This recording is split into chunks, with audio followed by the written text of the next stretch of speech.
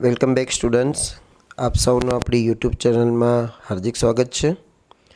વિદ્યાર્થી મિત્રો, આપણે આ વિડીયોની અંદર ધોરણ 9 માટે જે પરીક્ષા આવે છે SSE એનું આપણે ગયા વર્ષનું 2025નું પેપર સોલ્યુશન આ વિડીયોમાં આપણે જોવાના છીએ, જેમાં આપણે ટોટલ 120 પ્રશ્નો આપેલા છે. તો આપણે આ વિડીયોની અંદર પહેલાં 30 પ્રશ્નોનું સોલ્યુશન જોવાના છીએ. આ સોલ્યુશન જોવાથી તમને એક ફાયદો એ થશે કે તમને ખ્યાલ આવશે કે પરીક્ષાની અંદર કેવા કેવા પ્રકારના પ્રશ્નો પૂછાય છે, કેવા ટાઈપના પૂછાય છે, કયા પાઠમાંથી વધારે પૂછાય છે. એટલે પહેલાં જે 30 પ્રશ્નો છે એ તમારા સામાન્ય જ્ઞાનને લગતા હશે. અને સામાન્ય જ્ઞાનનો મતલબ કે જે તમારો સામાજિક વિજ્ઞાન વિષય છે એના આધારે પેપરમાં પ્રશ્નો હશે.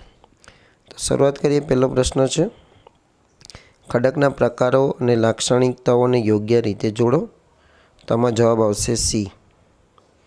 પ્રશ્ન નંબર 2, પોર્ટુગીઝ નાવિક ખાલી જગ્યાએ ભારત આવવાનો નવા જળમાર્ગની શોધ કરી. તેમાં તમારો જવાબ આવશે વાસ્કો દ ગામા. પ્રશ્ન નંબર 3, ભારતના રાષ્ટ્રપતિ રાજ્યસભામાં વિવિધ ક્ષેત્રના નિષ્ણાત અનુભવી એવા કેટલા વ્યક્તિઓને સભ્ય તરીકે પસંદ કરે છે?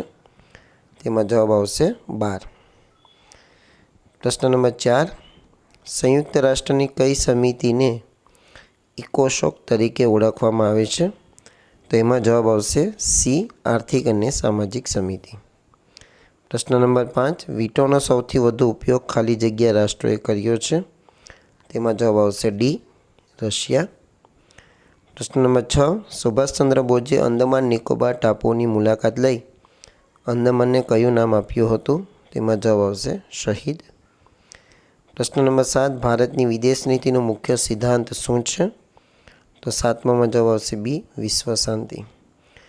પ્રશ્ન નંબર 8, સરદાર પટેલના પ્રયત્નોથી સંયુક્ત સૌરાષ્ટ્ર રાજ્યની રચના થતાં ભાવનગર રાજ્ય તેમાં વિલીન થઈ ગયું. આ ઘટનાને સમકાલીન ઇતિહાસનું સૌથી વિશેષ નોંધપાત્ર એકીકરણ કોણે ગણાવ્યું? જવાહરલાલ નહેરુ. પ્રશ્ન નંબર 9, આર્થિક પરમાણુ અખતરાબંધ સંધિમાં કયું રાષ્ટ્ર સહમત થયું ન હતું? તો 9મામાં જવાબ આવશે એ, ફ્રાન્સ. પ્રશ્ન નંબર 10, ખરડામાંથી કાયદો બનાવવાની પ્રક્રિયા સંદર્ભે પૈકી કઈ બાબત યોગ્ય નથી? તો આ 10માની અંદર બી જવાબ પણ છે અને સી પણ છે. ફાઇનલ આન્સર કી પ્રમાણે આ બંને જવાબો સાચા આવે છે. પ્રશ્ન નંબર 11, ભારતમાં કર્કવૃતથી દક્ષિણે આવેલું ક્ષેત્ર ત્રિકોણાકાર ધરાવે છે. આ પ્રદેશ કયો છે? જવાબ આવશે એ, દ્વીપકલ્પીય ઉચ્ચ પ્રદેશનો ભાગ. ભારતની જમીન સીમા ઉત્તર પશ્ચિમમાં નીચે પૈકી કયો દેશ સાથે જોડાયેલી છે? તેમાં જવાબ આવશે અફઘાનિસ્તાન. પ્રશ્ન નંબર 13, દક્ષિણથી ઉત્તર દિશાના ક્રમમાં આવતા રાજ્યો સંદર્ભે નીચે પૈકી કઈ જોડ યોગ્ય છે? તો 13મામાં જવાબ આવશે બી, કેરળ, આંધ્રપ્રદેશ, મહારાષ્ટ્ર અને મધ્યપ્રદેશ. પ્રશ્ન નંબર 14, હિમાલયની ટેકરીઓને સંબંધિત રાજ્યને યોગ્ય રીતે જોડો. તો 14મામાં જવાબ આવશે એ. એના પછી 15મું, માઉન્ટ આબુ કઈ ગિરિમાળામાં આવેલું હવા ખાવાનું સ્થળ છે? તો 15મામાં જવાબ આવશે એ, અરવલ્લી.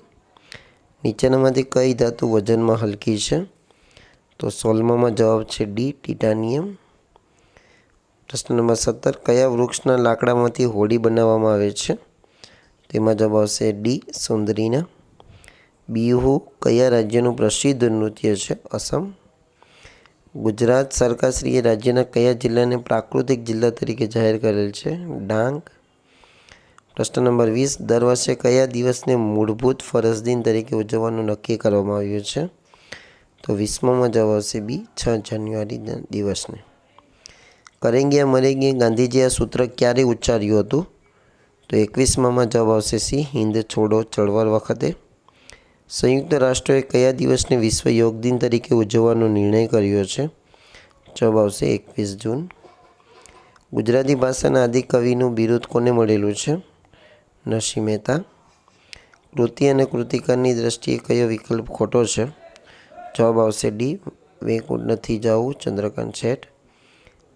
જાપાનના હાઇકુ કાવ્ય પ્રકારને સૌપ્રથમ ગુજરાતીમાં લાવવાનો યશ કોને જાય છે?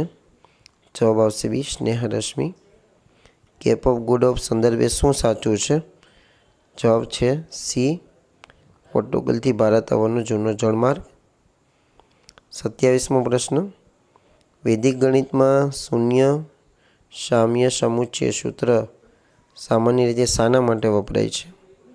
વિશિષ્ટ સમીકરણના ઉકેલ માટે. તાજેતરમાં યોજેલી ક્રિકેટની ચેમ્પિયન ટ્રોફીમાં રનરઅપ ટીમ કઈ હતી? એમાં જવાબ આવશે ન્યૂઝીલેન્ડ. સ્ટેચ્યુ ઓફ યુનિટી કયા જિલ્લામાં આવેલું છે?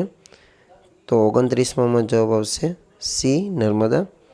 મોબાઈલ નેટવર્ક 4G કે 5G જોવા જેવા નામોથી ઓળખાય છે, તેમાં શું દર્શાવે છે? જનરેશન. તો અહીંયા છે આપણું 30 પ્રશ્નો પૂર્ણ થાય છે. આશા રાખીશ કે તમને આ વિડીયો પસંદ આવ્યો હશે. વિડીયો પસંદ આવે તો વિડીયોને લાઇક અને શેર જરૂર કરો.